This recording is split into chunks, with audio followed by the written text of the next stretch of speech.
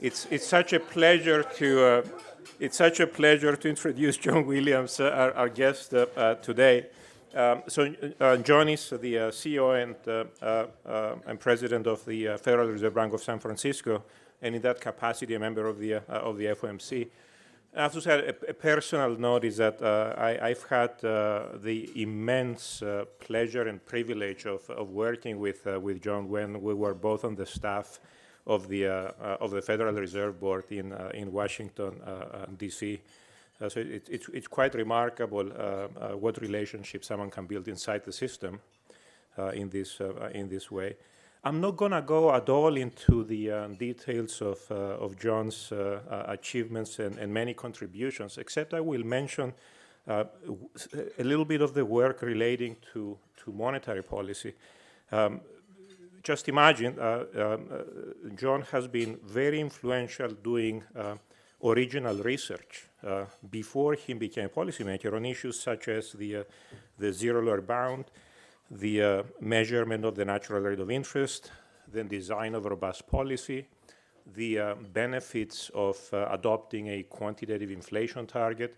But what's remarkable is we've been talking about this at recent Shadow Open Market Committee meetings during the crisis and in the last few years in particular. What's remarkable in John's case is that all of the topics I've mentioned, he actually had covered long before that.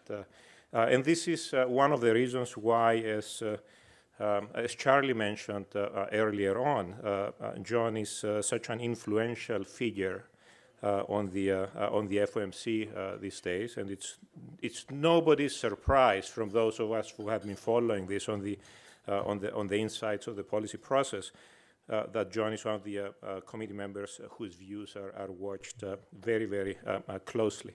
So John's going to talk about preparing for the next storm. I want to just highlight there are some figures in his speech, and those have been distributed, so they should be in your folders around the table. And I think at this point I will just disappear and let John handle the rest of it.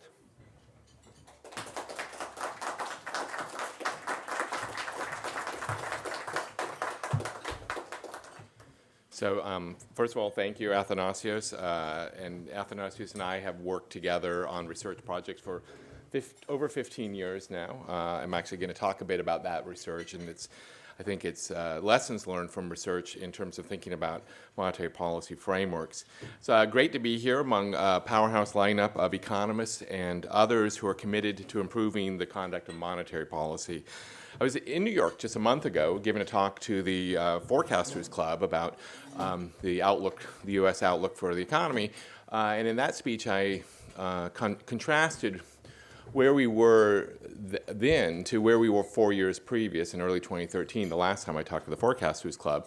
And the thing I highlighted the most was the fact there was a very different conversation when you're talking about the economy when the unemployment rate is below 5%, like it is today, compared to the situation we were in early 2013, where unemployment seemed at the time to be stuck around 8%. Now, C.S. Lewis is quoted as saying that getting over a painful experience is much like crossing monkey bars. You have to, at some point, let go in order to move forward. And so now that we've gotten the monkey of the recession off our backs, we have the luxury of thinking seriously about how monetary policy should look in the future.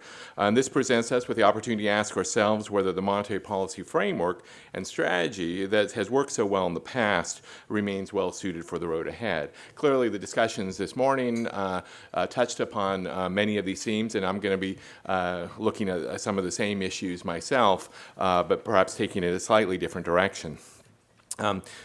Such introspection is healthy. And it constitutes best practice in any organization. In fact, the Bank of Canada has actually already shown us the way. And every 5 years, the Bank of Canada conducts a very thorough review of whether their policy framework remains appropriate in a changing world. And this is an exercise that I believe all central banks should undertake, including the Federal Reserve. Now that I've gone out on the limb there, talking about what the Fed should and shouldn't do, I should remind everybody in the room that everything I say reflects my own views and doesn't necessarily reflect anybody else's in the Federal Reserve System. So there's a buzzword in the world of emergency response, and that's resiliency. You can't predict exactly where or when the next storm will come or what it will be like, but you can make yourself resilient so that when the time does come, you're ready and able to limit the damage and recover quickly. So we need to think of resiliency towards the next economic storm in the same way. Although inflation targeting framework that has served central banks around the globe well in the past, the world has changed in ways that I think call into question its efficacy going forward. In particular, there is mounting evidence of the natural rate of interest, or R star, which we heard a little bit about this morning, both in the United States and elsewhere, has fallen to historic lows, and that hampers the ability of monetary policy to respond to the next storm. So as I've argued before, in the best of all worlds, we'd look to fiscal and other policies to be put in place that propel long-run economic prosperity and boost R star on a sustained basis. But absent such actions, monetary policy will be severely challenged to deliver on stable prices and strong macroeconomic performance in a low R star world. Therefore, now is the right time to examine whether the monetary policy framework must adapt to changing circumstances. Now, there have been a lot of proposals or potential alternative strategies to deal with this idea of a very low neutral interest rate. That includes regular reliance on unconventional policies, negative interest rates, raising the inflation target. And obviously, each of these has advantages and, importantly, disadvantages. In my remarks today, though, I'm going to narrow the focus to one alternative policy framework that I think deserves particular attention because it offers significant advantages over inflation targeting, particularly in a low R star world, and that's flexible price level targeting. So before diving into the specifics, price level targeting and all the details, let's take a step back and ask ourselves about first principles. What makes for a successful monetary policy framework? And to my mind, it comes down to just three words: adaptability, accessibility, and accountability. By this, I mean that effective strategies should be able to adapt to changes in an uncertain world. Again, it's a theme that we heard a lot about this morning, and I'm going to focus on that. It should be accessible and transparent so that the public can plan and act in accordance with the strategy, and it should facilitate accountable benchmarking and performance measurement. Now, everyone knows the old joke about economists on the desert island, and a can of food washes up on the shore, and they try to figure out how to open it, and their solution, naturally being economists, is to assume a can opener. Now, we know from history that you run into trouble when you assume a can opener rather than being prepared to adapt to the realities that are around us. Underlying constants like potential GDP, the natural rate of unemployment, the natural rate of interest, are not really constants, and they change over time in unpredictable ways. And monetary policy is going to be most successful when it's able to account for these changes. So although the natural rate of interest is the topic du jour, the challenges facing monetary policy to adapt to uncertain and changing natural rates isn't new. In a series of research papers, Athanasios and I investigated the design of robust monetary policy strategies that succeed in the face of real-world uncertainties, including about natural rates of interest and unemployment, and more generally, recognize the basic fact that policymakers have imperfect knowledge about how the economy works. So to be precise, we studied closely what's called a difference monetary policy world. Krishna Guha asked Athanasios about that, so I'm going to talk quite a bit about this.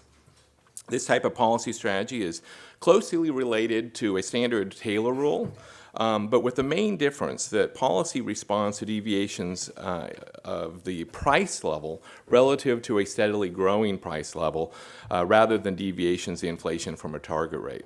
So one recurring finding of our research is that a policy strategy that effectively targets the price level in this way and responds to the unemployment rate can be highly effective at stabilizing both inflation and unemployment in an environment of structural change and uncertainty. Again, this notion that you're always going to be operating in a world of uncertainty and change, so you need a strategy that can cope with that.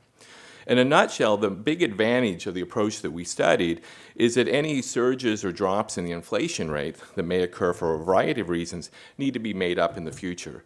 This assures that over the medium term, inflation stays on track, even if policymakers have a very imperfect understanding of the levels of the natural rates or other structural changes are happening in the economy.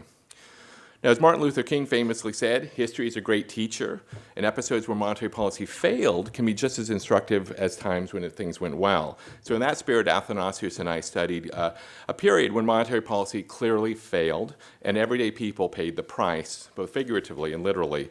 I'm, of course, talking about the great inflation of the late 60s and the 1970s. So what we did was, looking with the benefit of hindsight, we re-examined the choices the policymakers faced in determining whether the devastating increases in inflation and unemployment that became known as stagflation in the 70s could have been avoided. And our findings suggest that yes, they could have if the Fed had used at the time an alternative robust strategy, again, effectively targeting the price level as well as responding to unemployment. So I'm not going to go into all the details. I assume, we got the weekend coming up. You have plenty of time to read the paper at your leisure. But according to our model simulations, such a strategy could have delivered fairly stable inflation throughout the 60s and the 70s and beyond. This result is, now I am going to ask you to look at the handout for those who I hope you have it. If you look at figure 1, the black line there shows the actual inflation rate from 1966 to 2003. And of course, we all remember, for those who were there, that we got into double-digit inflation twice during that period. The blue line shows the simulated inflation rate that would have occurred in our research paper if the Fed had followed instead a policy strategy that aims for a 2% rise in the price level starting in 1966.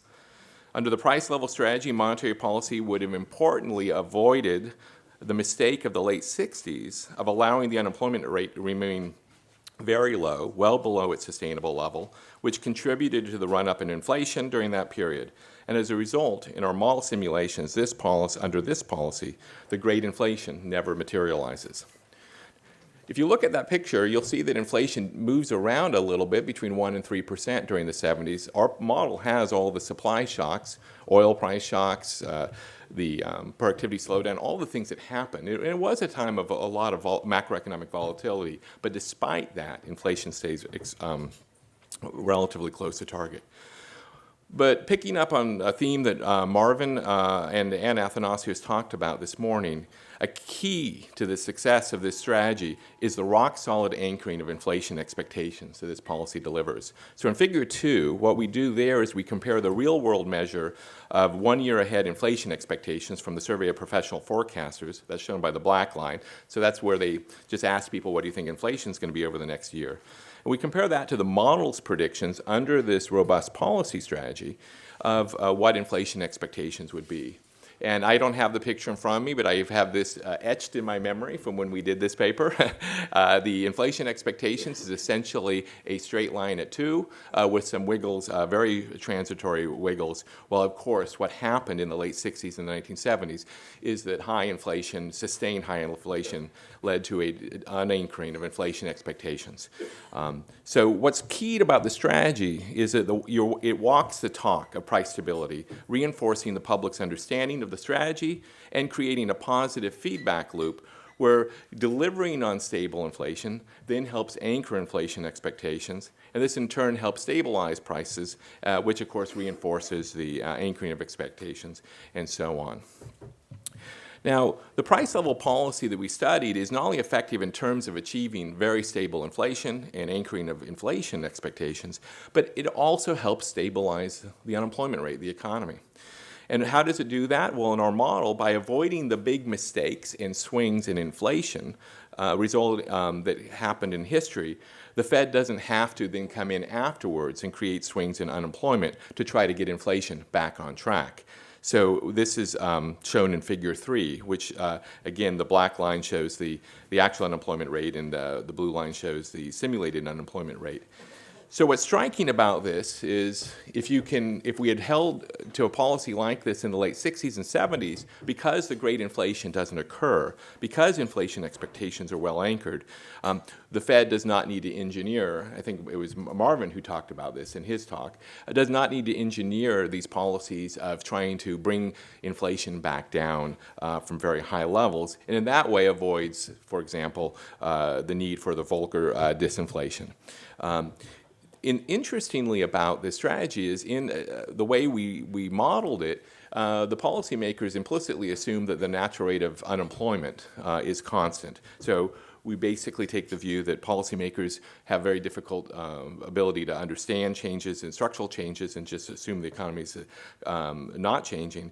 But nonetheless, the policy itself tracks the unemployment rate in the simulation, tracks the natural rate of unemployment, which is shown by the dashed red line, which we assume to be the Congressional Budget Office estimates very well. So to reiterate, a policy that, the price level to policy such as the one we studied here, not only does better in terms of price stability outcomes, but it does better in terms of stabilizing the economy. So this analysis, I think, makes a very strong case to think about a flexible price level targeting approach in normal times of change and uncertainty.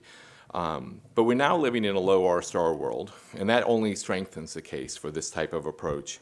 If you look at the natural rates around the globe, you'll find that something that they have in common, and that is that they've reached historic lows country after country. What's more, they appear to be poised to stay very low because the trends that are pushing the natural rate of interest down are unlikely to reverse anytime soon. I'm thinking here of demographics, slow productivity growth, and other factors like that. Now, figure 4 in my handout shows a weighted average of the estimates of the natural rate of interest across 4 countries or regions, Canada, the United States, the United Kingdom, and the Euro area. So it's a huge percentage of advanced economies. And this is from a paper by Catherine Holston, Thomas Laubach, and myself from last year. We've updated it through the 4th quarter of last year. And you can see that the estimate of the normal real interest rate in the future in our model is 0.25%. And that's more than 2 percentage points lower than it had been before the financial crisis. And again, what that means is that monetary policymakers going forward have less room to cut interest rates when the next storm or recession hits. So why is price level targeting a good strategy then if you're in a low R-star world? What is its particular advantage in that kind of environment? Well, if you think about it, if price growth is lower than target because of the recession, like we've seen in the U.S. and in the Euro area in many countries during the events of the last 8 years, under a price level targeting strategy, the central bank is promising to get prices back up to that trend line that they set in the past, and obviously vice versa if inflation is too high. So baked into its very design is what research has highlighted is a lower for longer policy prescription, which is effective at dealing with the lower bound of interest rates, stops monetary policy from acting more aggressively during a downturn. And what importantly this does is it helps support the return of prices back to the desired or target level, and it helps anchor inflation expectations, even in periods when the short-term interest rate is hitting the lower bound. Now, this aspect of price level targeting can be seen by comparing prescriptions of a standard Taylor rule to one where I've adapted it to a price level framework. So when I say that, I'm basically taking exactly the standard Taylor rule, but instead of having this the inflation gap, or the difference between the inflation rate and its target level in the equation, having the deviation of the price level from the steady growing price level target. So in figure 5, it shows the prescriptions of these 2 policy strategies for basically the past 10 years. Now, I started this simulation in 2005 for a reason. That's a year where unemployment and inflation were very close to the Fed's views of maximum employment and the 2% inflation. So that seemed a good place to start. The actual federal funds rate is shown by the black line. For those who are looking at the blue and red lines already, you'll notice they go negative because I'm just showing you what mathematically these formulas would tell you, the Taylor rule and the price level targeting version of the Taylor rule, what they would have told you to do with setting interest rates, and they would have gone negative following the financial crisis and the recession. Under this price level strategy, so I'm going to give an equation for those economists who like this in words. The federal funds rate responds 1-for-1 with movements in the inflation rate, the percent deviation of the price level from the target level, and the negative of the percentage point deviation of the unemployment rate from its natural rate. So again, it's basically a Taylor rule where you're targeting the price level instead of the inflation rate. I have in this simulations, in the spirit of the work that Athanasius and I did, I've assumed that the policymakers don't really know what the natural rates of unemployment and inflation are, but they start with a conventional view in 2005, which was the natural rate of interest was 2%, a la the Taylor rule, and the natural rate of unemployment was 5%, which is a typical estimate from about 10 years ago. So what stands out in this figure, comparing the blue line to the red line, is that the prescriptions of these two policies look a lot like each other. These are not radically different strategies in normal times. So for example, before the recession and during the recession, they track each other pretty closely. Of course, during the recession, they both say that you should cut the funds rate dramatically, in fact, into negative territory. But where they differ in a meaningful way, a substantive way, is that during the economic recovery, the U.S. economy, of course, experienced year after year of inflation below our 2% goal. And this buildup of one-sided misses below the inflation target causes the price level strategy to keep rates low despite the improvement in the economy, both in terms of unemployment and inflation. So again, this is capturing just mechanically this idea of a lower for longer policy that is committed to keeping prices growing at 2%, both in terms of high inflation, keeping it down to bringing it down to 2%, but also when inflation misses below the target for years. So to my mind, there are very clear benefits to thinking about such a policy in terms of benefits of the policy in terms of adaptability. So how does it fit into this idea of we want accessibility and accountability as well? So in terms of accessibility, a price level goal is very easy to explain. And in some ways, I think it's a more natural way to for the public to think about what price stability means rather than an inflation target. I'm just going to echo actually what Marvin said. So if you think about it in my own way, a price level target provides pretty good clarity about where prices will be 5, 10, 30 years from now. Time horizons that regular people need to think about when they're buying a car, they're buying a house, or they're planning for retirement. So my view is that this should lend to greater transparency and clarity for the public, especially in periods when the interest rates are at the lower bound. In terms of accountability, I think the same applies. A price level regime provides a pretty clear and accessible metric by which you can judge whether the central bank is doing a good job in terms of its price level target. In fact, all you need to do is draw a picture with the price level and show where the price level is today and see where we are relative to our goals. Now, I've highlighted some of the key potential advantages of a price level framework over inflation targeting. By the way, some of these I should note are shared by something called nominal GDP targeting, an approach that is also, I think, worthy of further study, but I'm not going to talk more about today. So it's also important to note that for this, there are potential drawbacks to going to a price level framework. For one, it's only going to work in the way I've talked about it, is if it's followed consistently over time and it's well understood by the public. So this is not some type of short-run fix for a low R-star problem or dealing with a situation we have today. It has to be seen in terms of a long-term solution that will take many years to have full effect, to gain credibility, and to be part of the expectations of everyone in the country. Second, it may not be sufficient to deal in all situations with a very low R-star world. So that doesn't mean that we don't want to continue thinking about complementary policy actions, whether in fiscal, monetary, or other arenas.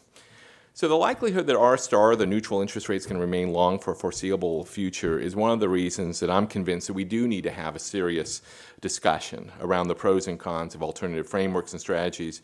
The way I view it is, here's our menu of options. So the first option is we can hope we don't have another storm. 2, we can hope that our existing toolkit of conventional, unconventional policy, maybe even having negative interest rates, is up to the task of weathering those future storms that we will get. 3rd, we can just brace ourselves for a future where recessions are longer and deeper, recoveries are slower, and importantly, we are at risk of losing the nominal anchor. Or we can prepare for the next storm by taking appropriate action in advance to commit to a more resilient framework, a framework that maintains our commitment to price stability and maximum employment, anchors inflation expectations, and has all the advantages of the current regime.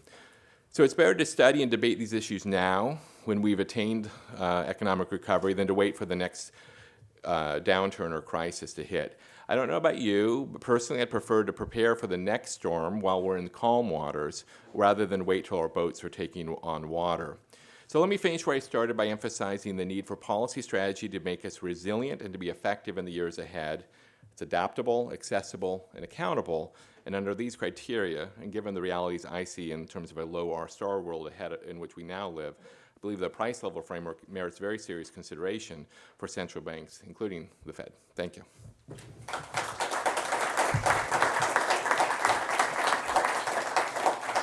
So I am happy to take all comers in terms of questions. I do know the rules of the House are you have to wait for the mic. So in the back with the blue shirt, a mic is there. Thank you. Nisa Abwa of Pace University. But price level targeting, mathematically at least, is no different than targeting some type of a geometric average of the inflation rate over a long horizon. Mm-hmm. So what's different? Okay, so I think the difference about it is that, so the question, I don't know if everyone heard the question, but the question is isn't a price level target the same as taking, in effect, the average inflation rate over a very long period, or taking it to the extreme, an infinitely long period? And that's absolutely right. So let me again go back to this, the points that Marvin made today, which I thought were right on point. When you're thinking about the decisions that people make, whether households, businesses, or others, in terms of thinking about where prices will be, I think the right dimension to think about this is not just what the inflation rate's going to be 1 month, 1 quarter, 1 year from now. What you really care about in the important decisions you make are really inflation rate or price levels over 5, 10, 30-year perspectives. And so I didn't mention this in my speech, but I will now, that I actually think one of the great benefits of having a very well-anchored medium or longer-term price level is it will significantly reduce term premia and other basically price of risk built into fixed income assets over the long term. So mathematically, you're right. I actually think this is the strength of it. If you look at how our model simulates, we've written many papers on this, but the way our simulations really work is it's not, even though you think you can think of it as a price level targeting, what you're really delivering is medium-term price stability. So the little wiggles month to month, quarter to quarter, those really, they're there. You can see them in the picture. But what's really important to anchor inflation expectations and therefore provide benefits overall is the fact that over the medium term, people are completely certain that you're going to have inflation over the medium term to be around 2%. By the way, I will just mention something here. Our analysis, we actually do not assume that the Fed has credibility in the model in the model that I talked about today in some of our research. The way that the Fed has credibility around the inflation target is not by saying it does. It's by delivering price stability. And what happens then is now I'm going to sound like a total geek, which is I am. So the agents in the economy, the people who live in our economy, are basically looking at our actions and the outcomes of those actions, and from that inferring what our inflation objective is. And that's how you get the credibility by walking the talk of price stability. Next question, sure. Microphone, please. I'm just a silly little consumer. But I have, and I presumably have a limited budget. Now, I find that, there's a certain, my expenses are controlled by certain drugs I must have. I'm positing this. And guess what? Each year, the price of those drugs goes up exponentially every single year. Or take, for instance, I have to buy certain things that are no longer considered utilities, like, phones, phone service. And there's only a few companies delivering it. Now, what prevents them, since there's only a few companies delivering it, from raising the rates exponentially since they're no longer regulated as utilities?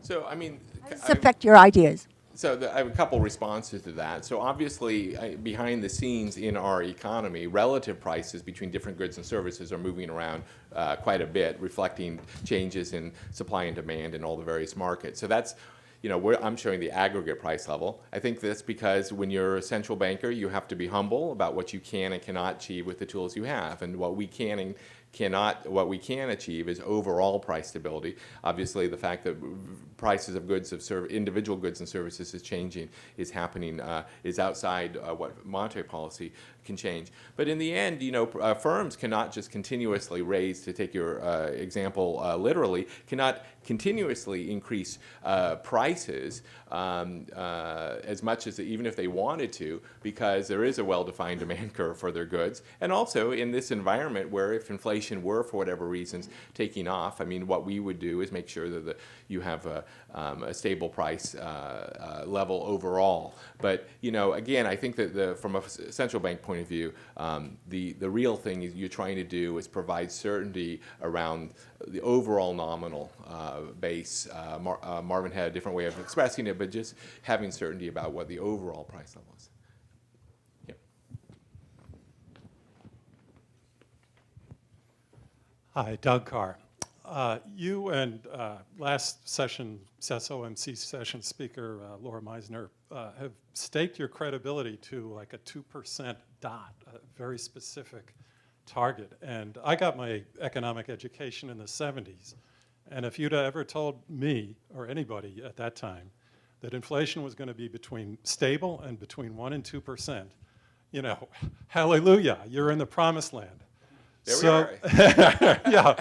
So why are you wearing this hair shirt about 2%, 2%? George Aiken, senator from Vermont in Vietnam, said, let's say we won and come home. Why don't you guys just say, hey, we've accomplished it, and move on to very important topics such as price, financial stability and so forth that you've been upfront about? So first of all, I don't think we should use this as an excuse not to be focused on financial stability and all the other things we do. So that I don't accept that we can only do one or the other. My answer, and this is of course really, remember what I said at the beginning, this reflects my own views and not necessarily anyone else in the Federal Reserve. My answer to that first question is that we did in January 2012, which I agree with Athanasios was a huge step for us. Maybe it was a late step for us. Maybe it was an imperfect step. But this commitment of the entire FOMC to a 2% inflation target, I think is very important. It was, to my mind, it would be permanently damaging to our credibility to set out a 2% inflation goal, and then when inflation gets to 1.5% or whatever it is, to say good enough. I heard it said today, so I'll repeat it: good enough for government work. Because what does that mean the next time we have a recession?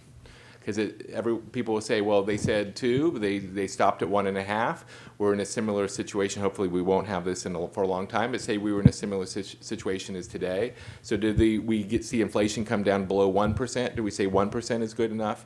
So I think there is value, I think, in the 2% objective to delivering on that promise. I know that 2% isn't the perfect number. I know there is no absolute certainty that was the right decision. But given that was the commitment we made, and I think given the importance of the credibility, I think we have to carry that out. Luckily, we're very close to this. We're at basically full employment. I do a little chart. I didn't bring this because, well, first of all, I knew there was an employment report coming out today, so whatever chart I made a week ago would be out of date. But if you look at the question of where the Fed is today, in terms of our dual mandate goals, and I know this is probably not the audience who loves the dual mandate, but I will. But the FOMC's last median view on the unemployment rate, or long-term unemployment rate, or the normal unemployment rate, I should say, is 4.7%. Well, today we're at 4.4, so we're 0.3 off from that. Overall inflation is running at 1.8, core just a touch below that. If you do any kind of historical comparison of where we are in terms of our two goals, we're as close as we've been, except for a couple points in history. So my view is we're almost there. Let's get all the way there in terms of the 2% goal. That's my answer. So we got a whole bunch of questions coming on. Back. Thank you, Svetlana Lee, Varna Capital. My first question is on the term premium. You talked about the anchoring of inflation expectation, lowering term premium permanently, which is good news for the current yield curve because it means you meant it. It's bad news for my bank positions, but that's a separate topic. So my question is just to confirm that and understand it better. And the second question I have is on the agency securities that the Fed owns. Given the current status of the GSEs, namely they have no capital and they have a $258 billion line of equity from the federal government, which is the nature of the guarantee that is unfunded and predicated on a debt ceiling. If the Fed were to stop reinvesting, do you believe the line of credit will be sufficient to keep agency rates where they are? Sure. So, remind me of the first question, because the last one I was thinking about. So the first question was what? The first question is the term Safe premium ground. and the yield curve. Let me talk about the term premium. Again, I agree with Marvin about that. The term premium skyrocketed. The 10-year Treasury, basically, the investors demanded a very high yield, or they sold at a very low price, is the same thing, because of the fear of future inflation.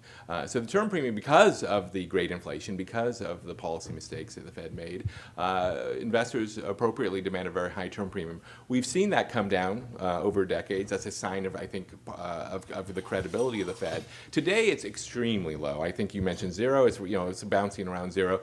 Part of that is QE. We still got a few $1 trillion of assets on our balance sheet above kind of where we were historically, and I think that is depressing the term premium. And as we normalize the balance sheet, once we start normalizing the balance sheet, and as we do that process, I expect that depressing effect on the term premium to be released. That said, I still think and hope that with the achievement of 2% goal, 2% inflation, the term premium will come down to actually a pretty low level, because people are not, people are confident in the credibility of the Federal Reserve and our commitment to 2% inflation.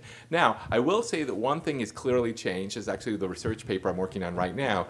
The risks in the market, in terms of, if you look at options prices and things, clearly show that people are worried about low inflation in the future as much, if not more, than high inflation. So when you go back to this period of following the Great Inflation, clearly investors were very nervous or fearful that inflation would take off, and they need to be guarded against that. Today, that's in the market too. People obviously have to be concerned. What happens if inflation's high? But you also see that there's a lot of concern of what happens if we get into another situation where inflation is well below 2%, like it has been for the last 7 years or 8 years. And so, again, I think that's a new reality. The investors today are learning from the experience in the U.S., Japan, and the Euro area and other countries that low inflation can also be a problem, or something that they have to be guarding against. And again, I think that's an argument that we're going to see pretty low, relatively low term premiums in the future. In terms of GSEs, I thought Deborah covered that really well. I think these are very separate issues about the Fed's holdings of MBS. Of course, the only issue here is about the guarantee of the underlying securities. That we do have the mortgages there. So we have those are backed up by the federal government. Don't think that's a real risk. We will be normalizing at some point in the future. I'm not making an announcement here, obviously, but we will be at some point in the future starting the process of normalizing the balance sheet, allowing the MBS to roll off along with the treasuries. And when that happens, of course, that's going to do two things. One is it's going to reduce the size of our holdings. It will mean that we're taking ourselves out of that market, and I would expect the term premium to go up for the treasuries, but also see the kind of the low spreads in terms of MBS versus treasuries to probably widen a little bit there. That's going in, the policy is reduced interest rates. As we go out, it'll push up interest rates. I'm not worried about this as somehow endangering the Fannie and Freddie fundamentally or something. I think the market can handle us not reinvesting in the future. So I really think that this is not a major concern of mine. I see someone with a hand in the back. Yes. Yes. Microphone, please.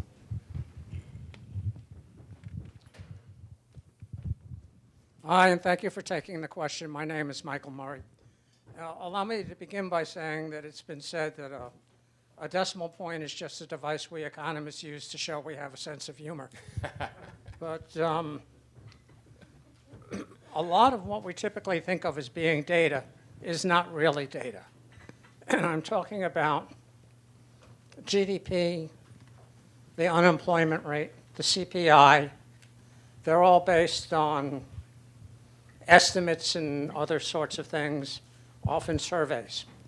And since we're talking about targeting a rate of inflation at 2%, it seems sort of fundamentally important to talk about the quality of the data that we're working with.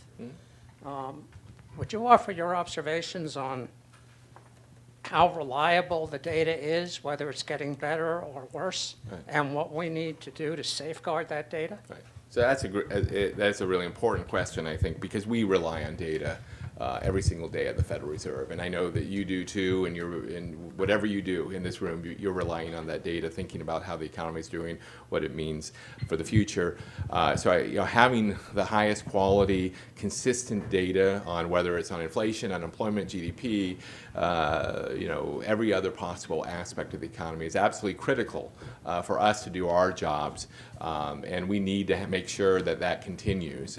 So to me, this is one of the kind of the best deals in government because it does not a lot get spent by the BLS and the BEA, the two agencies that do a lot of that data collection and analysis, but obviously it has a huge public and public policy benefit. The other agency that I think is one of the greatest values in the history of economic analysis is the Congressional Budget Office, who also provide a very important service for all of us in their analysis. So in terms of the data, my view is I know that the data are not perfect. I mean, the household survey has something like 60,000 households, in a country with over 300 million people.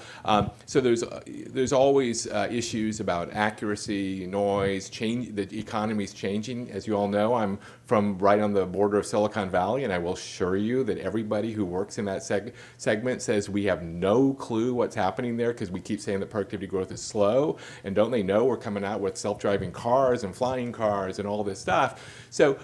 So what is important is that we have data that is evolving in terms of making sure that e-commerce is properly captured, is making sure that we're getting the quality changes and getting the new goods and services in there.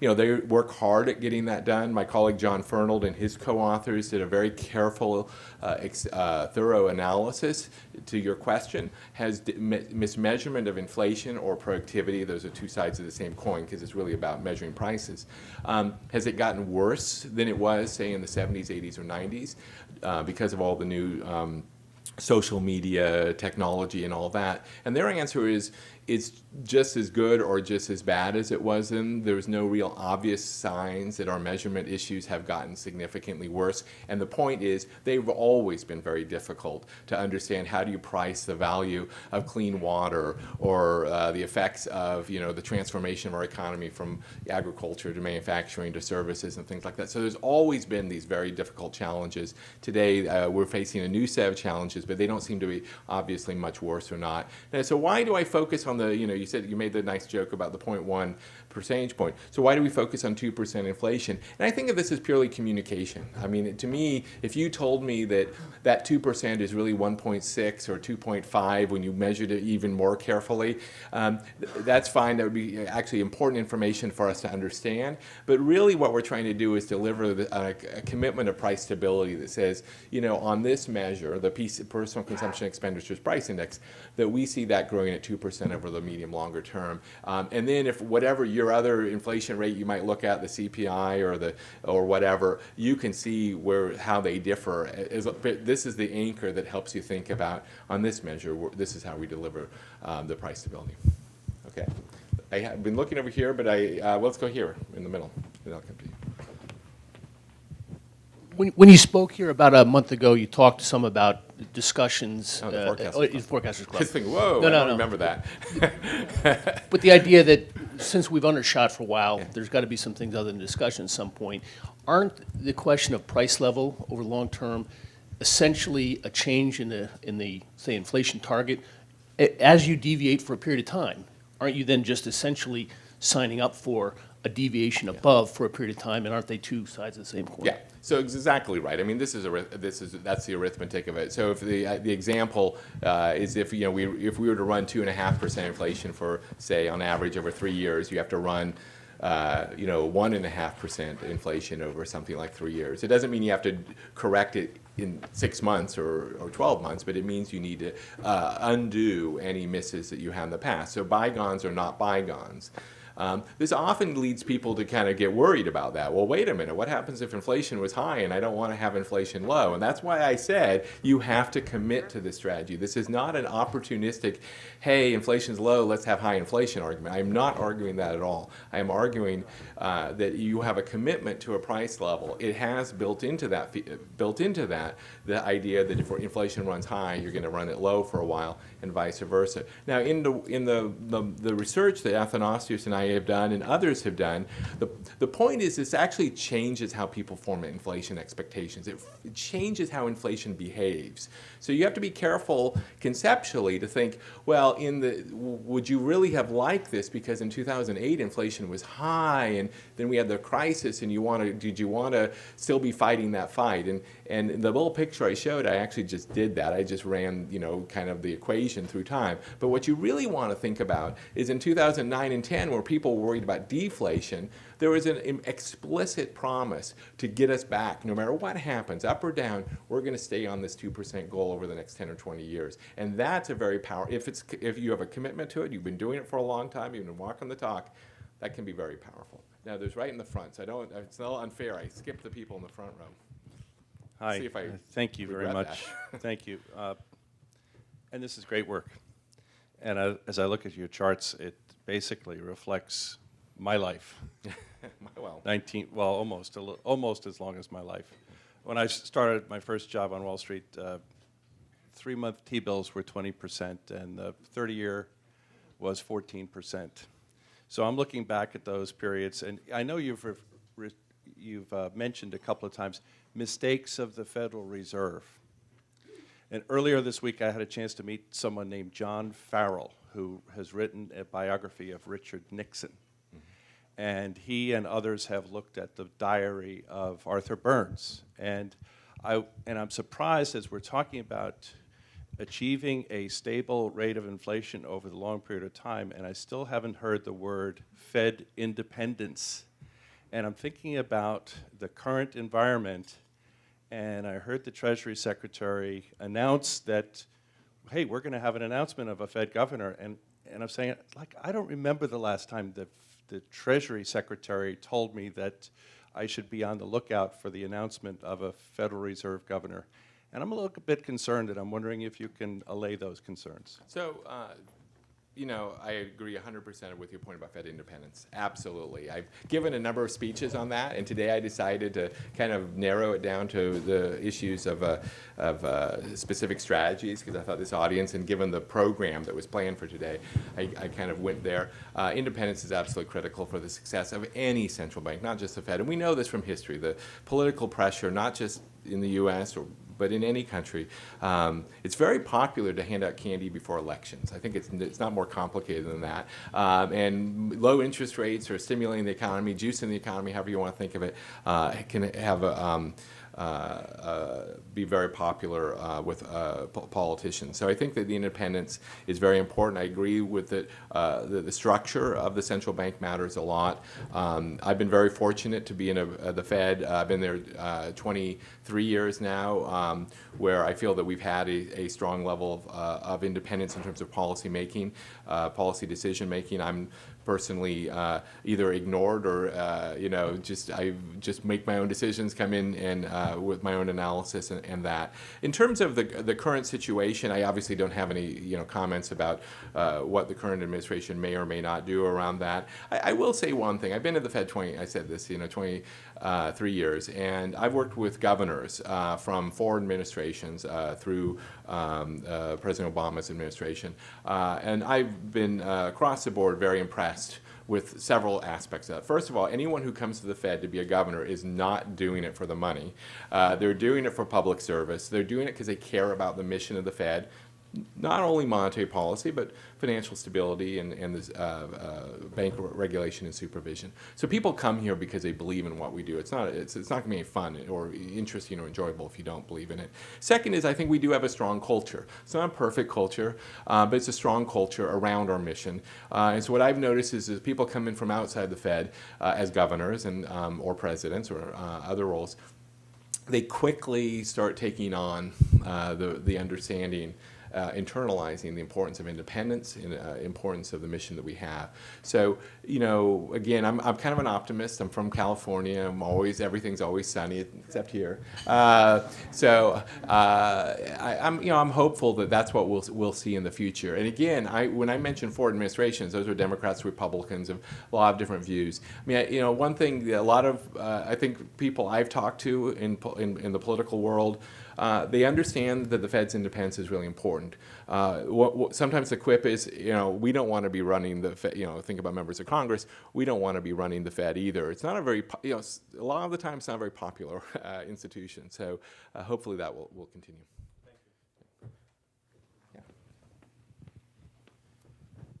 Hi, I wanted to ask, in terms of the credibility that comes from level targeting policy, whether price level or nominal GDP, if it's credibly implemented, you don't need as large a change in the balance sheet.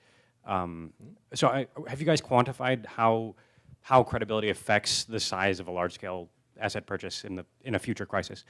Right. So it's a great question because I laid out these options, right? I mean, one option is what we call I'm a video game player. There's so in video games it's called rinse and repeat. How you do, you play the thing, you use a strategy, and you do it again and again, and that's how you win the game. So you could do that, right? There's been papers saying we've learned a lot from forward guidance and quantitative easing, and next time we'll just get the band together again and do a concert. What worries me is this low R-star world. That's my response to that. Is it? And of course, the analysis tries to take that into account. But you think about this. So now I'm going to talk about my estimates of R-star. I think I mentioned something around 0.25% for neutral real interest rate. If you actually take that as your point estimate instead of the 1%, that's, I forget who talked about, Janet Yellen, there was a speech, where the FOMC midpoint is a 1% real interest rate, which means a 3% federal funds rate. If you look at my estimates, which could debate for hours, you're 2.25%. So if you thought about a situation where you're starting with a Fed funds rate around 2 to 3%, I mean, you don't have a lot of room to add stimulus to the short-term, cutting short-term rates, unless you go negative. And Marvin's got ideas on that, and others have ideas on that, or you're going to go to balance sheet. So the idea here is, I actually know this. Balance sheet policies are not very popular with a lot of people. Negative interest rates are really unpopular with people. Higher inflation target, probably not very popular here. So what you kind of go through the list of what are the options, and I think what we want to focus on are options that basically deliver anchored inflation expectations, deliver price stability, and have the highest probability of success. Maybe we will have to use QE also. I mean, QE in addition. Maybe we have to think about these other things, but I think you want to start with something that's the most resilient, and then only add those on if you needed to. But it's a great question. So way in the back here. Well, you've asked a question, so let me ask here, right? Yeah. Yes. So the price level targeting seems to do a really good job for aggregate demand shocks, but on a negative supply shock, one that was more persistent, say, we wouldn't ever get it here, but something like a value-added tax or persistently higher oil prices, if that was going to make the Fed go into a tightening cycle, that would sort of add further downward pressure. Now, you mentioned a flexible target. Potentially the Fed could then say, well, the trend line has fundamentally changed, so we will change too. What do you think that would then do to your credibility, and would that be the response to change the trend line target? So that is one of the more prominent practical considerations. And so if you look at the picture I showed, and I think it's in a footnote in the speech, which is available, obviously, I'm using core inflation there because I think that the issue, and personally I love the trim mean that the Dallas Fed does. So you might choose as a price index for this target something that you think is a better indicator of underlying inflation. I'm not advocating for one or the other, but I think that is an issue. We did have that, by the way. That is a real world example. You remember oil prices got to what, almost $40, I think, by 2008? Say it again? 143, why you remember. We had other things going on too. But $140 oil price, so overall inflation was way above our 2% target when the financial crisis hit. And so I think that you do want to think carefully when designing the system so that you say, let's find something that we think is very tightly connected over the medium term to the inflation rate. Let's not cherry pick here. Let's find something that we think makes a lot of sense in terms of the measure of prices. And you want to avoid that thing that you're going to be switching the target around. I mean, that would be, I think that's something that would undermine the credibility. The other thing is flexibility means that say that oil prices did, double and push inflation up, and say you were using overall inflation, there's nothing about price level targeting strategy that says I have to undo that in a year. I mean, I think that would be a bad idea. But what you have to do is you have to say, the price level is 2 percentage points above what we want, and over the next 3-4 years, this is our policy to get this down. So, I mean, but you've identified a very clear example of a kind of issue and implementation that you would want to think about beforehand before doing this. Of course, these are the kind of issues we've thought a lot about when we've implemented inflation targeting. Okay, Mike, right up front. Thank you very much, Greg Calderon. Thank you for your comments. Clearly, MV equals PQ has fallen out of favor over the last bunch of years, and R star has kind of sort of replaced it. I'm okay with that part. Yeah, but what do you think the possibilities are of a comeback of the velocity of money picking up, given the size of the balance sheet, given the low unemployment rate, and that actually changing the inflationary picture, and that's what's been missing through the whole European, Japanese, and less so US experience?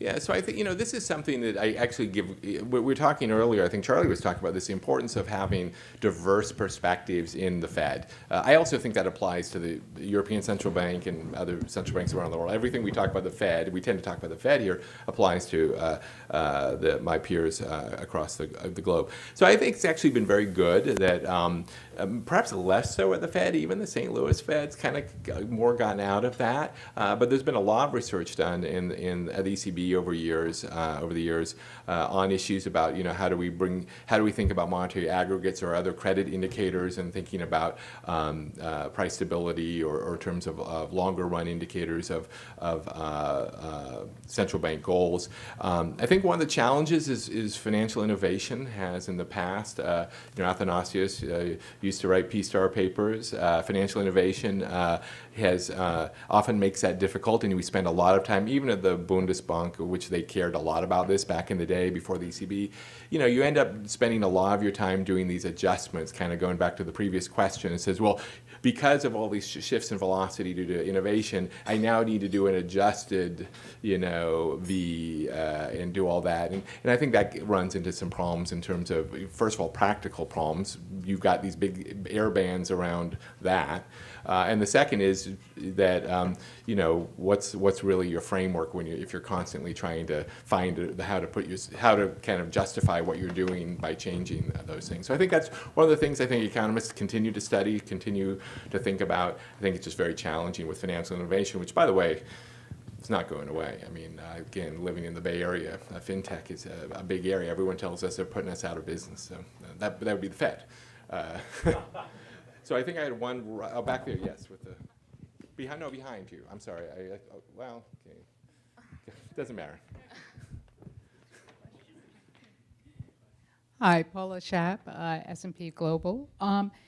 Can you speak to perhaps some of the underlying issues? I mean, these were touched on earlier by some of the speakers that you would recommend looking at. I mean, the Fed has already talked about the normalization. You mentioned the normalization of the balance sheet. So could you speak to some of the underlying issues that we might be looking for to see the Fed beginning to move in that direction? And I don't know if that is also in relationship to your discussion today about a different way of thinking about inflation. Right. I'm sorry. I'm not sure that's related, but if it is, Yeah, I'm I interested. want to keep these separate. I mean, we have a very practical problem of making policy decisions right now in terms of raising interest rates, normalizing the funds rate, and normalizing the balance sheet. These are separate in my mind from kind of longer-term, multi-year strategy considerations and thinking about what the future policy framework should be. In terms of the normalization of the balance sheet, let me start from there. I mean, we have reiterated over and over that process will happen once the normalization of the funds rate is well underway. Obviously, it's something that we've thought a lot about over the last few years. We started thinking about it probably way too early, because I think we started talking about it in 2011. But you know, obviously, we're at some point, and I've said this before publicly, I think that starting the process of normalization of the balance sheet late this year makes sense to me, given we're at well below 4.5% unemployment, inflation's moving close to 2%. We need to get monetary policy back to more normal levels over the next couple of years, both in terms of our balance sheet and in terms of interest rates. I obviously am, you know, a strong supporter of the steps we're taking to move interest rates gradually up to our normal levels, and again moving towards normalization of the balance sheet. It's going to be driven by, like all of our decisions, about where the economy is relative to our goals of maximum employment, price stability, but in the economic outlook. And for that, I would just say, I think my view is the economy, the economic data we've been seeing, you know, for the last even few months, has been consistent with a steadily improving economy that's in good shape. I would just say is at full employment, or even maybe a little bit beyond maximum employment in terms of a sustainable level of unemployment. And inflation indicators on inflation are moving in the right direction. So that, I don't think there's been any data that really shifted that view for me in terms of the medium-term outlook. I am someone who does, I don't know if there's anyone from Bloomberg here, I do not sit in from a Bloomberg terminal watching everything tick by tick. I mean, monetary policy should be focused on the medium term, should be focused on the underlying kind of trajectory of the economy. And so I, you know, try to stay calm and carry on about every data point that comes up or down on any given day. And I just, you know, today we obviously got some good data, but, you know, last time I looked, you know, we got some, you know, less good data. But our goal should be really focused on where is the economy in terms of our goals, and where do we see that going over the next couple of years. So that's my answer to that.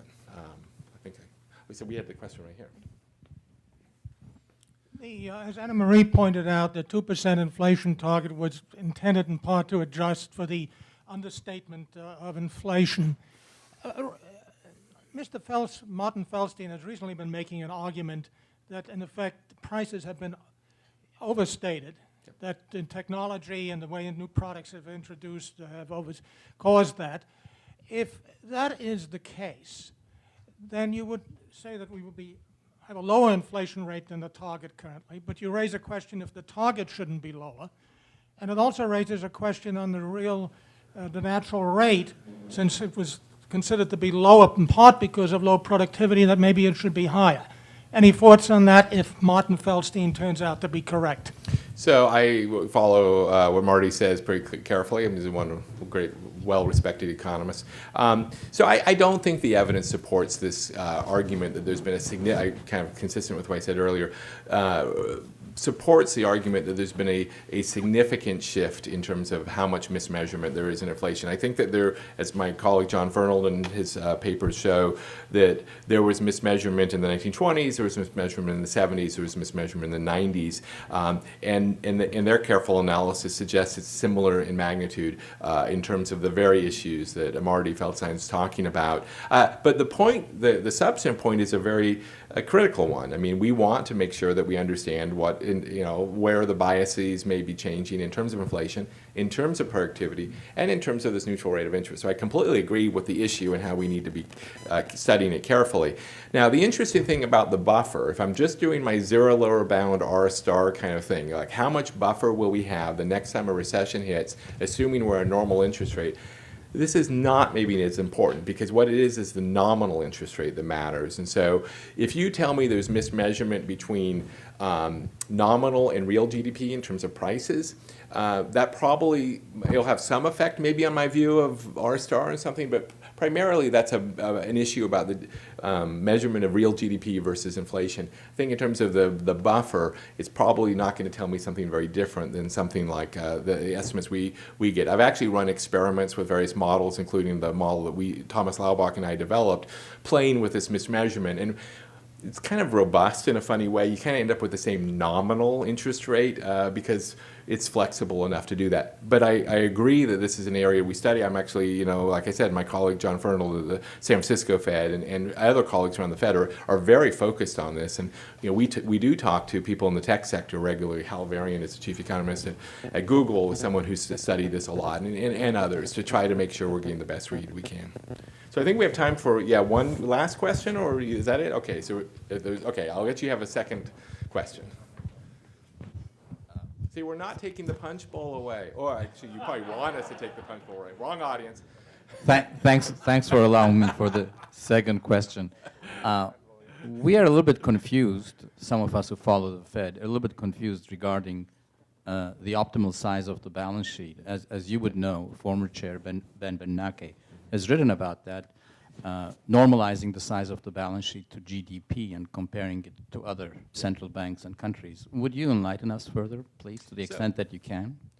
So obviously, I'm not going to speak on behalf of Ben Bernanke. He's expressed those views, I think, very nicely in his blog on his website. So, I mean, I read his blog because I'm always interested in his views on that. But the FOMC has I think, articulated very clearly in our communication on this that we want to bring the size over time, gradually, bring the size of the balance sheet down to the minimum consistent with the effective operation of monetary policy. Now, this consistent with the effective operation of monetary policy leaves some latitude, so let me come back to that. But what it does mean is we currently have a balance sheet of over $4 trillion. Whatever the balance sheet is going to look like 4 or 5 years from now, or whenever it gets back to more normal levels, whatever that is significantly smaller than today. And so former Chairman Bernanke has argued, no, we should keep the balance sheet large for some various reasons about that may have some benefits in terms of the Fed being always being there to borrow actually from markets.